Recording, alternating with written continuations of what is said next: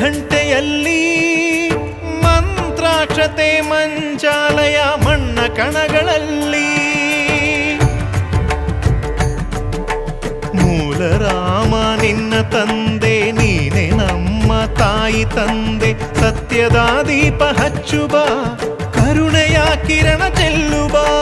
ರಾಮನ ಸಾರ ತುಂಬುಬ ಹನುಮನ ಶಕ್ತಿ ನೀಡುಬ